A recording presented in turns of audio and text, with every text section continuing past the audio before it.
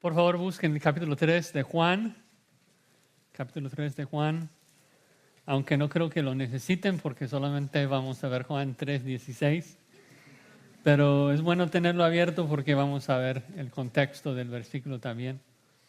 Fue la semana pasada que vimos la historia de la serpiente de bronce, ¿no? Que allí en Números 21 el pueblo se quejó del maná y murmuró en contra de Moisés y en contra de Dios. Y entonces Dios envió serpientes ardientes para morder a la gente y mucho pueblo murió. Pero luego Dios, en su gran bondad, en su gran misericordia, proveyó salvación, sanidad, y dijo a Moisés que debía tallar una serpiente de bronce y cualquier persona, si fue mordido por la serpiente, podría ver a esa serpiente levantada en alto en el centro del campamento y vivir. Fue un milagro extraordinario que Dios hizo para ilustrar otra verdad extraordinaria, de que todos nosotros hemos sido mordidos por el pecado y el veneno del pecado corre por nuestras venas. Pero el que se da cuenta de esto y ve a Jesucristo, Cristo le salva. Todos estamos a punto de morir. Sabemos de que el alma que pecare, esa morirá, la paga del pecado es muerte. Pero por eso Dios levantó en alto a Jesucristo. Porque allí en la cruz, cuando Cristo muere por nuestro pecado, muere nuestra muerte. Y cuando Cristo es resucitado, nos da vida eterna, ¿no?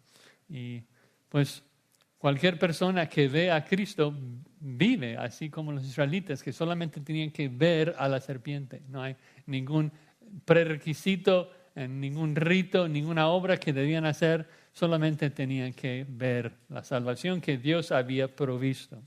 Y así es también con nosotros, que solamente Dios nos pide creer. Bien, esa es la historia de la serpiente de bronce, pero no es el final de la historia de la serpiente de bronce. El fin de la serpiente se narra en 2 de Reyes 18, es bien cortito. Dice en 2 de Reyes 18:44 que el rey Ezequías hizo pedazos la serpiente de bronce que había hecho Moisés.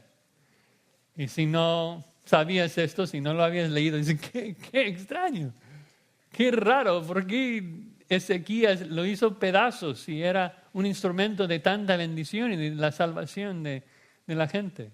Y el narrador en 2 de Reyes explica, porque hasta entonces le quemaban incienso los hijos de Israel y la llamó Neustán, que significa objeto de bronce, es como un ídolo.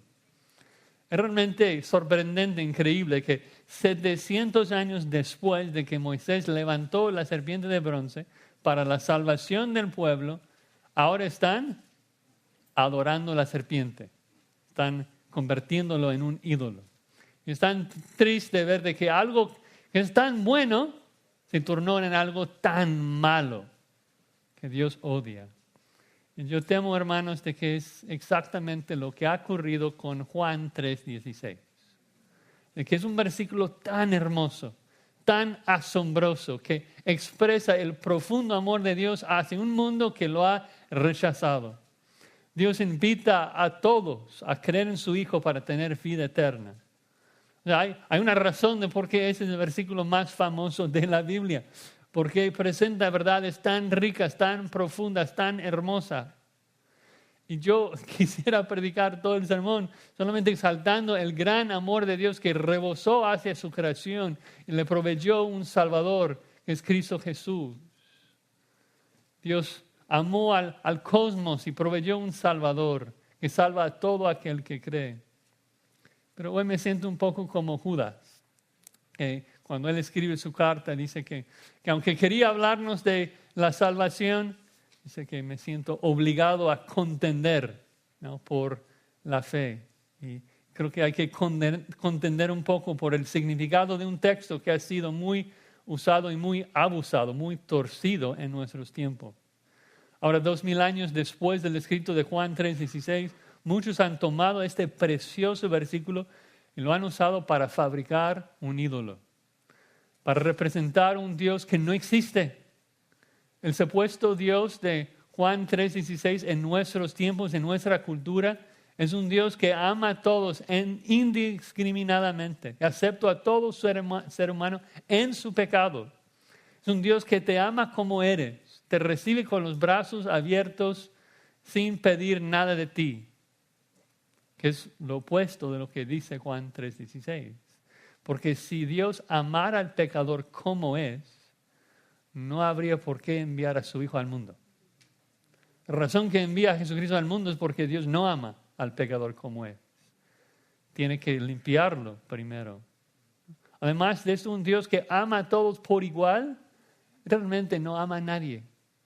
Porque si Dios ama al mundo, el mundo que va a terminar en el infierno, si Dios ama al mundo exactamente como me ama a mí, entonces ese amor no significa nada. No es un amor inquebrantable. No es el amor de Jesucristo que dice que no va a perder a ninguno de sus ovejas. No es la manera que Dios describe su amor en la Escritura. Pero a la gente no le importa lo que la Biblia dice. Está convencido de que Juan 3:16 enseña que Dios abraza a todo el mundo y así sacrifica en la santidad de Dios en el altar de su supuesto amor. Y adoran a un ídolo que tallaron a su propio gusto. Y Dios ve esto exactamente como veía a la serpiente de bronce en el Antiguo Testamento, ¿no? Como esos israelitas que estaban quemando incienso a la serpiente de bronce. Entonces, hoy vamos a tomar todo el tiempo para este versículo Juan 3:16. El próximo domingo, si Dios lo permite, seguiremos con nuestra serie párrafo por párrafo de Juan. Pero primero vamos a detenernos a ver este versículo Juan 3:16. Lo vamos a dividir en 4 realidades. Juan realmente en un solo versículo condensa todo el Evangelio en 4 realidades. El recado, es decir, el mensaje, el recado, el regalo, el requisito y el resultado. El recado, el regalo, el requisito y el resultado. Leamos nuestro texto. Vamos a leer del 16 al 21, aunque solamente vamos a estudiar el 16. Porque de tal manera amó Dios al mundo, que ha dado a su Hijo unigénito, para que todo aquel que en Él cree no se pierda, mas tenga vida eterna. Porque no envió Dios a su Hijo al mundo para condenar al mundo, sino para que el mundo sea salvo por Él. El que en Él cree no es condenado, pero el que no cree ya ha sido condenado, porque no ha creído en el nombre del unigénito Hijo de Dios. Y esta es la condenación, que la luz vino al mundo y los hombres amaron más las tinieblas que la luz, porque sus obras eran malas. Porque todo aquel que hace lo malo aborrece la luz y no viene a la luz, para que sus obras no sean reprendidas. Mas el que practica la verdad viene a la luz para que sea manifiesto que sus obras son hechas en Dios. Vamos a orar, hermanos. Padre Santo, te imploramos en esta mañana, mientras analizamos este versículo tan conocido, tan familiar para nosotros, que tu Espíritu Santo abra nuestros ojos para ver verdades frescas, nuevas de tu gloria, Señor, brillando en la faz de nuestro Señor Jesucristo. Te rogamos, Señor, de que por medio de tu Espíritu tú nos ilumines y nos transformes, y nos ayudes a adorar a aquel que es digno de toda nuestra alabanza. Pedimos para la gloria de Cristo. Amén. Hemos visto en estas semanas de que Juan 3 es un capítulo fundamental. Recuerden que Nicodemo viene a Jesucristo de noche y le dice literalmente, hemos visto que tú vienes de Dios. Y Jesucristo le dice, no ves nada, no ves nada. Estás muerto espiritualmente y debes nacer de nuevo. No tienes vida, debes nacer de arriba. Y el mensaje es brutal para Nicodemo porque es un legalista y quiere hacer algo, pero nadie puede provocar su propio nacimiento. Nicodemo quiere ganar su salvación y Jesucristo dice, no, tienes que nacer del Espíritu. Y el Espíritu, como el viento, tú no le controlas. El Espíritu es un Espíritu omnipotente que sopla su aliento de vida a quien quiere, ¿no? Tienes que nacer de Él. Y cuando pues toda esperanza parece estar pues fuera, se desapareció, Cristo hace una increíble invitación. Dice que aunque estás muerto, tan muerto como los israelitas que fueron mordidos por las serpientes, si tú ves a Cristo levantado en la cruz, Dios te salva. Todo aquel que cree en Él será salvo, recibirá vida eterna. Que nuevamente hubiera sido también muy chocante para Nicodemo, un judío que pensó que el reino de Abraham, el reino del Mesías, solamente eran para los judíos, los descendientes de Abraham. Y Jesucristo dice, no, es para todo aquel que cree. Entonces Juan toma esa invitación que Jesucristo extendió en Juan 3, 14 y 15 y nos da una reflexión teológica en este párrafo de Juan 3, 16 al 21. Y la primera realidad que vemos en 3, 16 es el recado, el mensaje. ¿Cuál es el recado? Dios amó al cosmos, porque de tal manera amó Dios al mundo. La primera frase ahí en español es porque de tal manera. Y obviamente cuando vemos la palabra porque, entendemos de que está dándonos la razón de algo. Ahora, normalmente cuando leemos el 3.16 pensamos que está dándonos la razón de algo que sigue. Porque de tal manera amó Dios al mundo que ha hecho algo. Pero la palabra en griego por qué normalmente da la razón, el motivo de lo que acaba de decir antes de la palabra. Entonces apunta hacia atrás, conectándonos con los versículos 14 y 15. Entonces Juan nos está dando la razón que envió a Jesucristo para ser levantado en la cruz. Y si resumimos el argumento del 14 al 16 entonces, podemos comprender de que la razón que uno puede recibir la vida eterna, en el versículo 15, es porque el Hijo será levantado en el versículo 14. Y ahora vemos de que la razón de que el Hijo será levantado es el gran amor de Dios. Fue el amor de Dios que motivó a Dios a proveer a su Hijo para la salvación del cosmos. Y como dije, eso es sorprendente. Porque recuerden, Cristo acaba de decirle a Nicodemo en el 3.15 de que todos los que creen, no solo los judíos, todos los que creen serán salvos. Y Nicodemo seguramente está pensando, ¿por qué? ¿Por qué extiendes esta invitación a todo el mundo? ¿Por qué Dios va a salvar a gente del mundo? ¿Por qué Dios va a salvar a gente de las naciones que odian a Dios? Mejor que los destruya. Y Juan dice, no, Dios va a salvar a gente del cosmos, de todo el mundo. ¿Por qué? Porque los ama, porque tiene un gran amor hacia ellos. El motivo detrás de la salvación es que Dios ama a gente de toda lengua, toda tribu y toda nación en todo el mundo. Es increíble. Tito 3:4, se manifestó la bondad de Dios nuestro Salvador y su amor para con los hombres. Y por eso nos salvó. Hemos hablado de ese amor en otras ocasiones, pero es asombroso siempre, ¿no? De que la razón de que Dios creó al hombre, la razón que Dios salva al hombre, es de que el amor intertrinitario de Dios, el amor entre las personas de la Trinidad, rebosó fuera. De que el amor entre el Padre, el Hijo y el Espíritu era tanto de que rebosó en la creación del universo.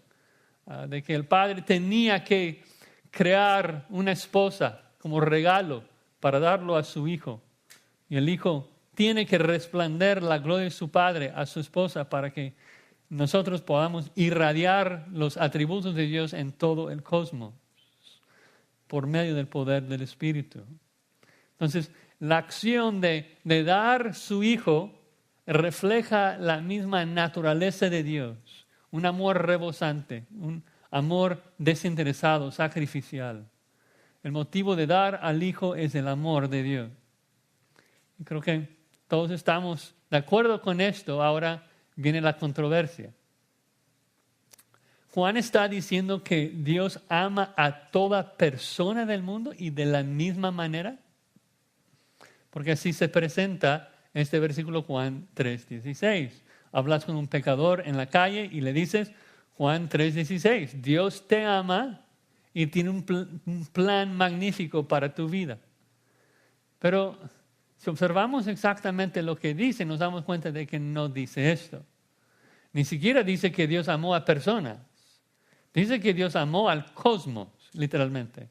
Y la palabra cosmos en griego, en los escritos de Juan, no se refiere a todas las personas de la historia del mundo. Simplemente no significa esto. Entonces la realidad es más compleja. No es tan simple. Por un lado, claro, Dios tiene un amor general, un amor benéfico, benevolente hacia todo el mundo. Él hace salir su sol sobre los justos y sobre los injustos. Pero Juan 3:16 no puede estar diciendo que Dios ama a todas las personas con un amor agape, sacrificial. Esto contradiría a muchos otros versículos bíblicos. La Biblia también dice que Dios aborrece al impío, ¿no? Dices, bueno, es que Dios odia el pecado, pero ama al pecador. Bueno, eso sería confortante si Dios solamente arroja al pecado al infierno, pero no, arroja también al pecador al infierno.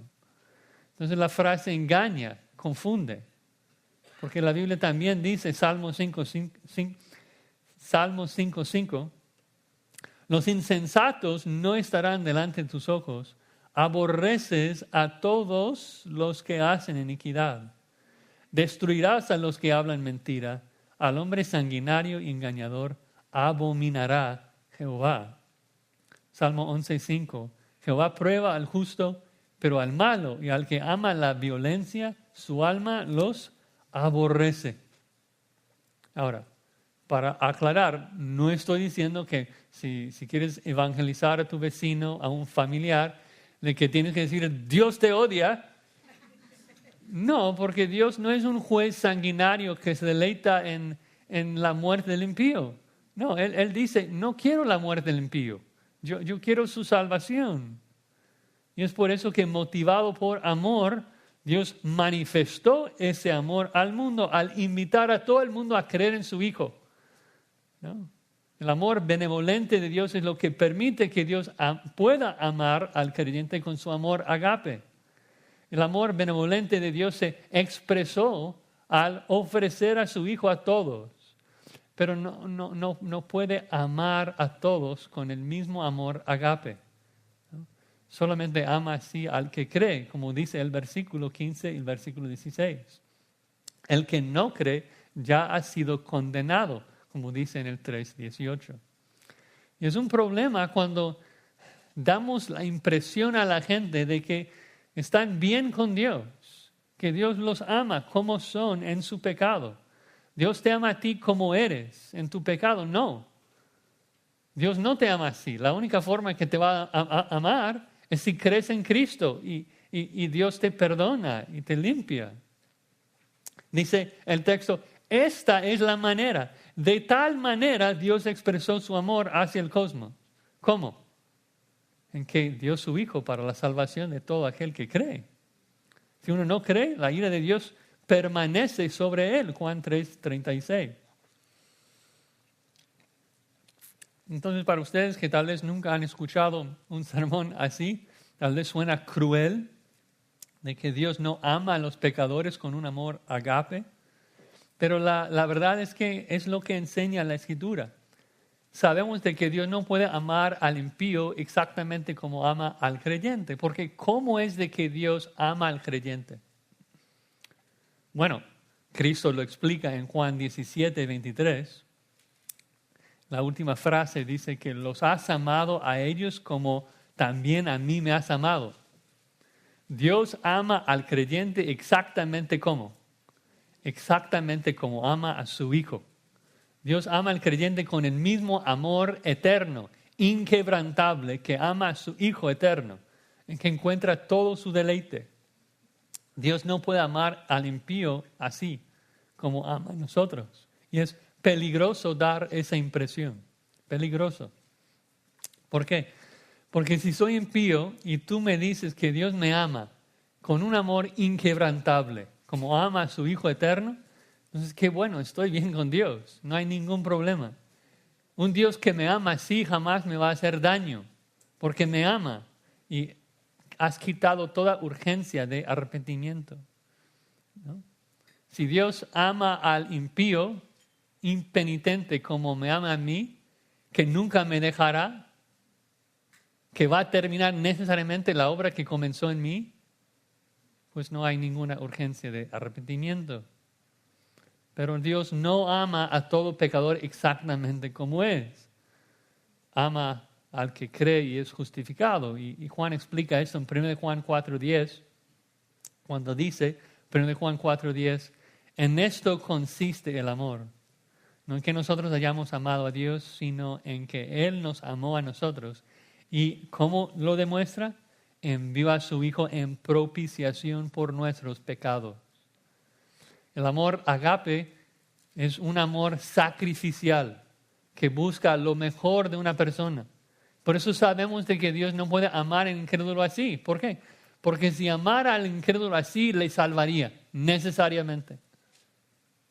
Dios salva a todos los suyos. Jesucristo no pierde a ninguno de los suyos, ¿no? Entonces Dios no, tú no puedes dar la impresión que Dios ama al pecador que no tiene que arrepentirse. No, Dios para el pecador es fuego consumidor, es horrenda cosa caer en manos del Dios viviente. El impío debe saber su necesidad de huir de la ira de Dios y ver a Cristo como su salvación. Entonces, en resumen de ese recado, ese mensaje, aunque me enfaticé, me quedé enfatizando lo negativo, pero yo creo que el sentido original de Juan es simplemente exaltar el gran amor de Dios, ¿no? De que esta es la manera, este es el nivel que Dios expresó su amor al mundo, que le ofreció a su Hijo para que el hombre pudiera ser salvo de su pecado. Dios amó al mundo para que el hombre pudiera creer en Cristo y ser salvo. Bueno, ya vimos el recado. Dios amó al mundo. Eso es el motivo detrás de enviar a Jesucristo al mundo. Ahora veamos el regalo. ¿En qué consiste el regalo? Dice que ha dado a su Hijo unigénito. Son dos frases allí, ha dado y a su Hijo unigénito. Primero veamos la segunda frase, que Dios dio a su Hijo unigénito. Y la idea ahí en griego es de que es su único Hijo. Por supuesto es unigénito, pero el énfasis aquí está en el valor del regalo, de que Dios no nos dio un hijo entre varios, ¿no? Dios tiene un solo Hijo y nos lo ha dado. Suena similar a la ilustración de esto que encontramos en Génesis 22, ¿no? De que Abraham tuvo un solo hijo de la promesa, Isaac, y luego Dios pidió que lo sacrificara. Y lo dice así en Génesis 22:2. Toma ahora tu hijo, tu único, Isaac, a quien amas, y vete a tierra de Moría y ofrécelo allí en holocausto. Es decir, te va a costar todo, tu único hijo. Increíble. Entendemos de que Dios Padre tenía que tener un hijo eterno. Para ser un Padre eterno necesitaba tener un Hijo eterno. Las dos personas que son el mismo ser, tres personas en un solo ser por toda la eternidad. Y esto afirma también el versículo cuando dice de que ha dado a su Hijo unigénito. Y lo vemos en muchas otras partes también, de que Dios envió a su Hijo. Es decir, de que el Hijo de Dios no llegó a ser Hijo en su encarnación. ¿Sí me explico? No es de que Dios le adoptó. No llega a ser Hijo cuando nace aquí. Jesús ya era el Hijo de Dios en la eternidad, antes de su encarnación, y luego Dios nos da ese Hijo, que ya es Hijo antes. Reflejando de que ese es el Hijo del Salmo 2, que dice, honrad al Hijo para que no se enoje y perezcáis en el camino, pues se inflama de pronto su ira. Bienaventurados todos los que en Él confían. Pero luego el misterio. Ese Hijo eterno, ese Hijo amado por toda la eternidad, Dios nos lo ha dado. Ese verbo nos lo ha dado engloba varias realidades. Dar es un verbo bastante genérico, ¿no? Yo puedo darte $1, yo puedo darte un dolor de cabeza, yo puedo darte a mi hija en matrimonio, que no quiero pensar en eso, pero te das cuenta que usamos el verbo dar en muchos sentidos, en muchos contextos. Entonces, ¿en qué sentido Dios nos ha dado su Hijo? Bueno, como siempre, si queremos entender qué es lo que el autor quiere decir, tenemos que ver su argumento, ver el contexto. ¿Cuál es el contexto inmediato? Está diciendo, ¿por qué? ¿Por qué dio Dios a su Hijo? Bueno, el por qué nos conecta a los versículos 14 y 15 y ahí habla de qué? Habla de la muerte de Jesucristo, de que Cristo será levantado.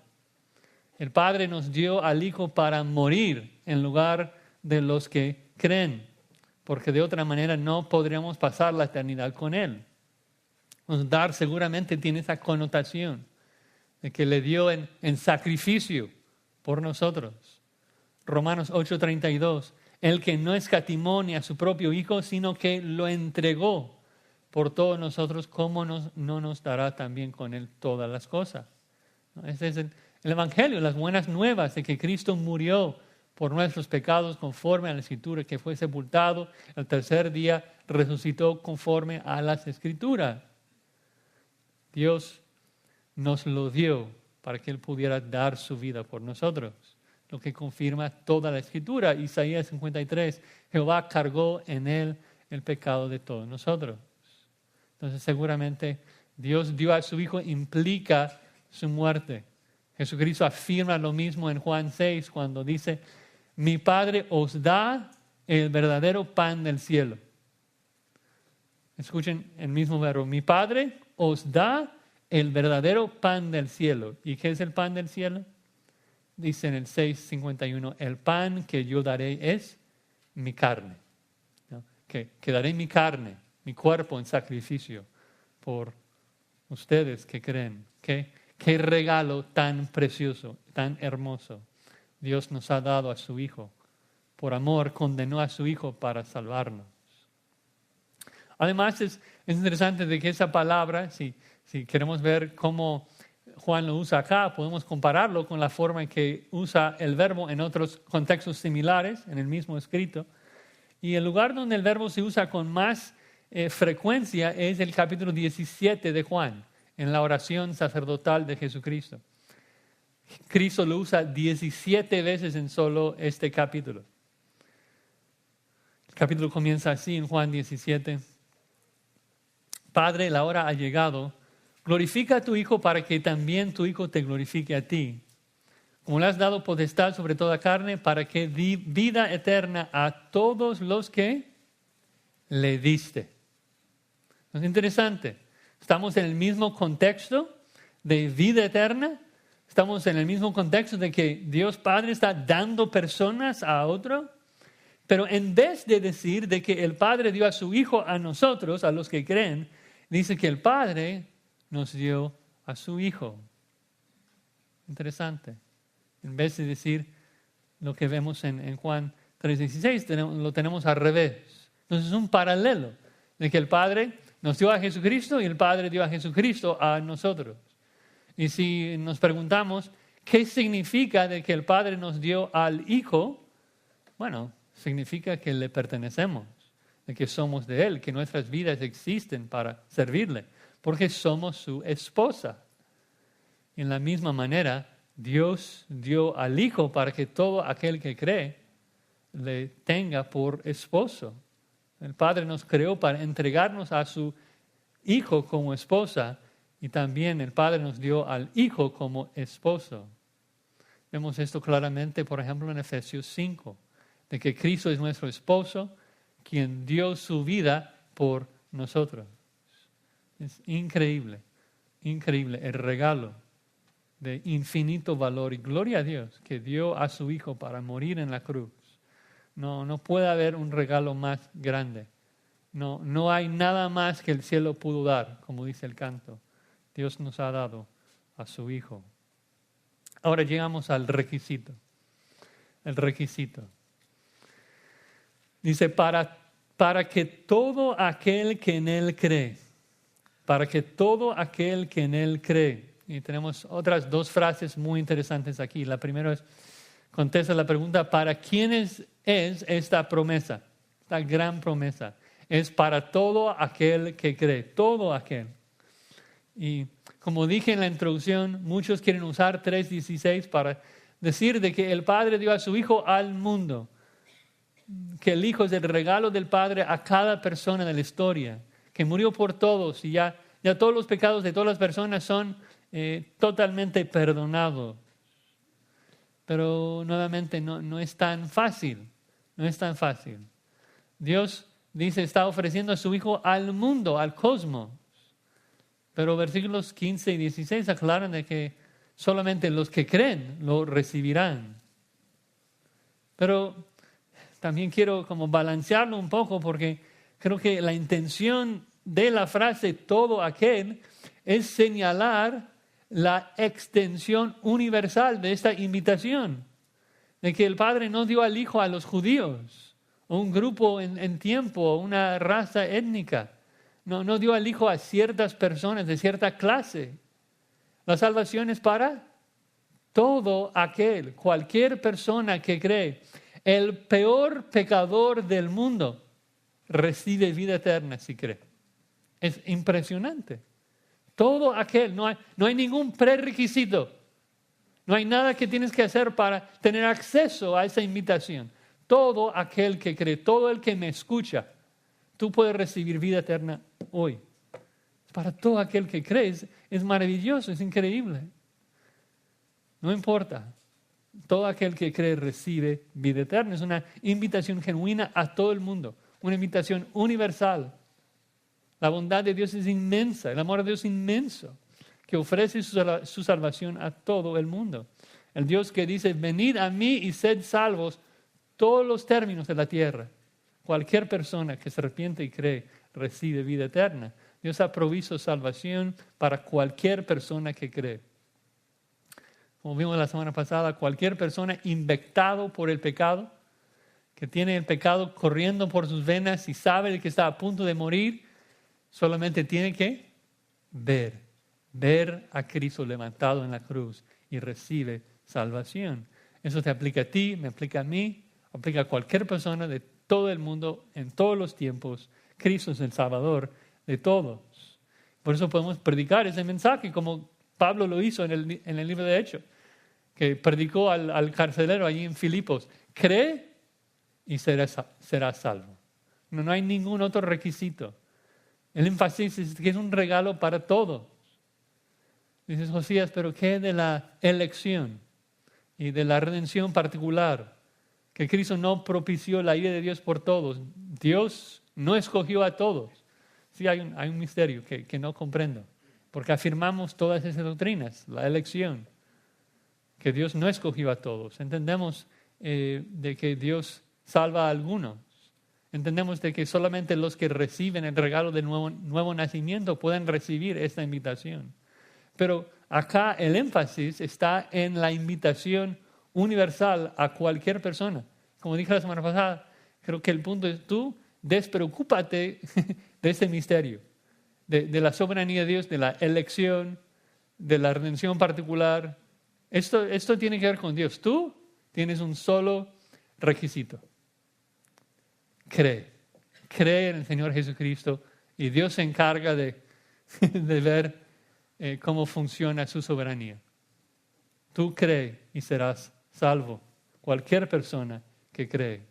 Cristo dice, venid a mí todos los que estáis cargados y trabajados y yo os daré descansar. Cristo no dijo, venid a mí todos mis escogidos. Venid a mí todas mis ovejas. No, cualquier persona que esté cansado de su pecado puede venir y ser salvo. Es una invitación maravillosa. Pero luego la segunda frase. Los únicos que se van a aprovechar de ese regalo precioso de Dios son los que creen. Los que creen. Ahora, ¿qué significa esto, creer? Bueno, en primer lugar, y debido al contexto, que Jesucristo está condenando el legalismo de Nicodemo, observen de que el punto principal aquí es de que creer es el único requisito que Jesús da para la salvación. Lo único que el Evangelio requiere es fe. Claro que las obras vienen después. Claro que la fe obra después y da evidencia por su fruto. La fe produce obras. Pero eso es diferente a preguntarnos del requisito para la salvación. El único requisito para la salvación es fe, es creer en Jesucristo. Cree y serás salvo. No dice, Dios dio a su Hijo para que todo aquel que se bautice y todo aquel que haga este rito y se circuncide, todo aquel que obedezca y que venga a la iglesia, nada de esto. Todo aquel que cree, la salvación tiene un solo requisito, la fe en Jesucristo. Dices, ¿qué es la fe? Bueno, la Biblia la describe en muchas maneras. Creo que Hebreos 11 es un capítulo que se dedica a esto. Tiene un mensaje muy, muy contundente. Dice en Hebreos 11:1 que la fe es la sustancia de lo esperado, la evidencia de lo que no se ve. El punto ahí es de que la fe te permite ver algo que no puedes ver con tus ojos físicos.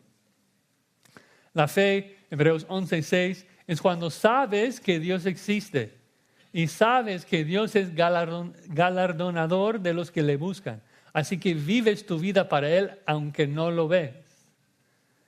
Y por eso el arrepentimiento y la fe describen la misma acción. Son dos caras de la misma moneda, solamente describiendo la conversión desde dos ángulos. Pablo lo dice así, describiendo la conversión de los tesalonicenses, cuando dice que te convertiste de los ídolos a Dios. Describiendo la misma acción de que abandonaste tu pecado, arrepentimiento, y abrazaste a Dios en fe, ¿no? Dejaste los ídolos y abrazaste a Dios. Y vemos de que esa acción singular, pues por un lado está siendo explicado de manera negativa lo que abandonaste y de manera positiva lo que abrazaste. Y no puedes tener el uno sin el otro, imposible. No puedes abrazar a Dios aferrándose a tus ídolos, imposible. Y tampoco puedes abandonar a tus ídolos sin abrazar a Dios. Porque si has abandonado la idolatría, necesariamente estás adorando al único Dios vivo y verdadero, ¿no? Entonces, tienes que hacer esa acción de dejar el pecado y abrazar a Jesucristo en fe. Y tratando de explicar esa realidad, los reformadores definieron la fe así, la sola fide, que la salvación es por fe. Definieron tres aspectos de la fe: notitia, fiducia y ascensus. Notitia es conocer información, es saber algo. Porque tienes que saber de que Cristo es una persona histórica, tienes que saber de que Cristo murió, Cristo fue levantado al tercer día. Tú tienes que conocer esa información. Pero también necesitas fiducia. Fiducia tiene que ver con la acción de confiar en Jesucristo, de depender de Él, ¿no? Confiar de que Él murió por ti, por tus pecados, y tenerlo como tu única esperanza. Pero luego también hay ascensus, que es el asentimiento, la idea de comprometerse. Tienes que abrazar a Cristo, tienes que abrazar su cruz. Eso es la fe verdadera, ¿no? Uno sabe que Cristo murió, uno confía que murió por su salvación y luego se compromete, sigue a Jesucristo como Señor y Salvador. Eso es el requisito para la salvación, creer en el Señor Jesucristo. Por último, la última frase, la última realidad, el resultado. El resultado. Dice, no se pierda, mas tenga vida eterna. Maravilloso. La primera frase dice, no se pierda, no se pierda.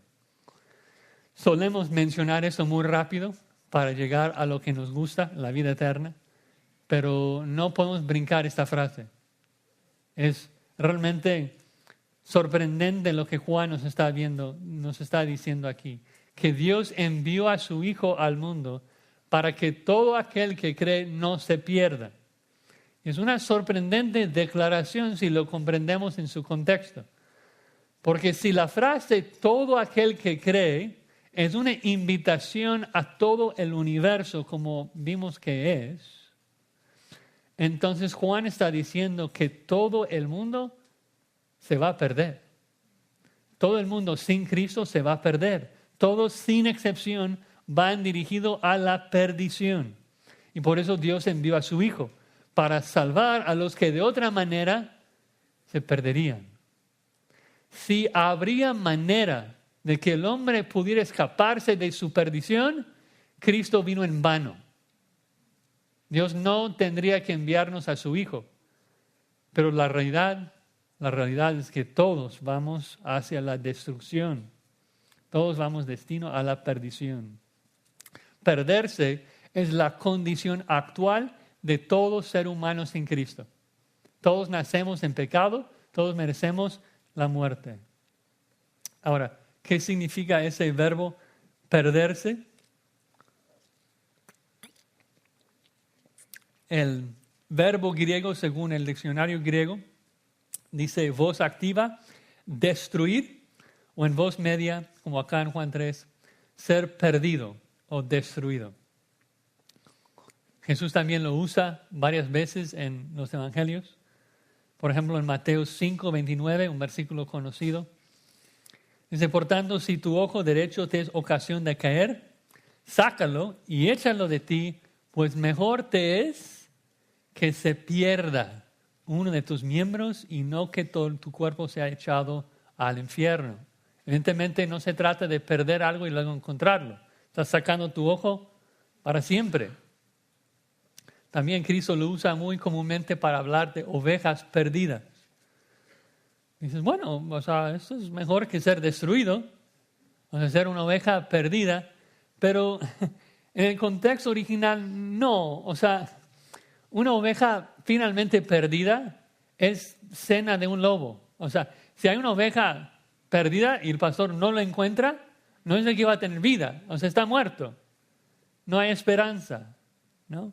Entonces, perderse es un eufemismo, es una manera amable de decir que el hombre va dirigido a la destrucción, al infierno, a la ira de Dios, al castigo. El hombre está fuera de las bendiciones de Dios, lejos del redil, totalmente perdido, está bajo la condenación de Dios, listo para ser condenado. Por eso Cristo dice en Juan 3:18, el que no cree ya ha sido condenado porque no ha creído en el nombre del unigénito Hijo de Dios. Y ves el punto, ya ha sido condenado. Esa es la condición de todos sin Cristo. Somos como ovejas perdidas, vamos corriendo a toda velocidad al precipicio. Todos vamos a morir. Y Dios envió a Jesucristo para salvar a algunos, salvar a los que creen. Salvarnos de nuestro destino seguro, la perdición, la destrucción en el infierno. La condición de cada hombre, si Cristo no hubiera venido, es condenación. Como ya leímos en Juan 3:36, el que cree en el Hijo tiene vida eterna, pero el que rehúsa creer en el Hijo no verá la vida, sino que la ira de Dios, literalmente la ira de Dios permanece sobre él. La ira de Dios permanece sobre el impío. Hay que pensar en esa imagen. Que la ira de Dios entonces es como un martillo que permanece por encima de cada impío, listo para aplastarlo en cualquier momento. La ira de Dios está sobre cada impío. Y tenemos que comprender esa realidad. Porque es esa realidad que nos ayuda a abandonar nuestro pecado y acudir a Cristo en salvación. Y comprender esa realidad también nos ayuda agradecer a Dios por salvarnos de esa ira, salvarnos de nuestro destino seguro. Solamente si entendemos eso, seremos agradecidos por el precioso regalo, por ese precioso resultado que Dios nos da por medio de su Hijo. Y eso nos lleva a la segunda y última frase: mas tenga vida eterna. Esa frase, vida eterna, ocurre unas 15 veces en Juan. Las primeras 2 instancias ocurren acá en Juan 3, 15 y 16. Y es muy importante que comprendamos lo que significa vida eterna. Dices, bueno, fácil, es un tiempo que es eterno, que siempre dura. Pero en griego literalmente no se trata tanto de cantidad de tiempo, sino de calidad de tiempo. La idea en griego es que es una vida del eón eterno, de que es una vida distinta a esta vida temporal y pasajera. Es una vida indestructible, de otro tipo, es la vida de Dios. Parafraseando un comentarista un poco, dice: vida eterna significa vida de la era, del aeón venidera. Pero, agrega, en el Evangelio de Juan, esa vida puede experimentarse en cierta medida antes del final, porque en Cristo está la vida. La vida eterna que inicia ahora en el nuevo nacimiento es nada menos que la vida eterna del Verbo eterno. La vida eterna es una vida del futuro, en el siglo venidero. Pero a través del nuevo nacimiento, Cristo nos permite experimentar un poquito esa vida eterna hoy, porque Cristo nuevamente está rebosando de esa vida. Juan 5:26, como el Padre tiene vida en sí mismo, así también ha dado al Hijo tener vida en sí mismo. Cristo rebosa de vida y provee esa vida indestructible a lo suyo. Claro que también da vida temporal a toda la creación por su amor benevolente, pero da su propia vida indestructible a los que creen. Una vida que ha comenzado ya en nosotros y que después de que Dios termine la obra, lo va a perfeccionar hasta el día de Jesucristo, cuando dejamos esos cuerpos de pecado y experimentamos la vida eterna en toda su plenitud, con cuerpos glorificados, sin pecado, para adorar al Señor, ¿no? Ese día cuando Cristo regenera no solamente a nuestros espíritus, sino que regenera nuestros cuerpos y todo el cosmos, para que podamos disfrutar de su reino por siempre. Esa es la vida que Dios promete a todo aquel que cree. Una vida maravillosa. Bueno, en conclusión, hermanos, entonces Juan 3:16 es un maravilloso versículo que invita a todos a la salvación. Pero no podemos usarlo como para fabricar un ídolo, tallado a nuestra imagen de un Dios que ama a todos en su pecado. Dios no ama con un amor agape a la persona que rehúsa creer en su Hijo, ¿no?